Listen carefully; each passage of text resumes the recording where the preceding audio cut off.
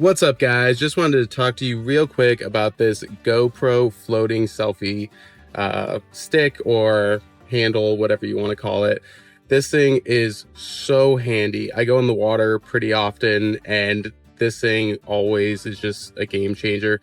This foam right here is actually really nice to grip. You get a really nice purchase on it, but it also floats in the water and helps create some buoyancy. If you drop it in the water, it floats up like this, so this little orange part is sticking up out of the water, which is really handy. You know, if you're in the ocean or if you're in a lake, you can identify where your GoPro is really quick.